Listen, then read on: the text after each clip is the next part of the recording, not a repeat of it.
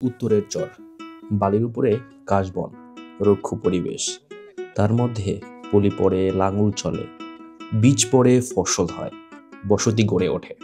তারপর কোনো এক সময় নদী ভয়ঙ্কর হয়ে ওঠে, ভেঙে নিয়ে যায় সবকিছু। বারবার নতুন করে জীবন শুরু করে চরের মানুষ। লিখেছেন কথাটি মহসিনুল হাকিম ভাই।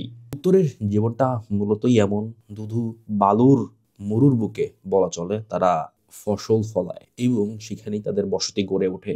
আবার কোনো এক ভয়ঙ্কর নদীর স্রোতে নিয়ে যায় গোটা এক চরকে। আবার তাদের জীবন শুরু হয় অন্য কোথাও, অন্য কোনো চরে। আজকে আমরা আপনাদেরকে বেরুবাড়ির এক চরে নিয়ে যাব, যেটা নাগেশ্বরী উপজেলার কোনো একটা জায়গা, দুধকুমার নদীর ঠিক পাশেই। সেই সাথে জীবনে প্রথমবারের মতো সোয়াবিন ক্ষেত দেখার সুযোগ হবে এইবার। চলেন আপনাদেরকে উত্তরের চর নিয়ে ঘুরে নিয়ে আসি।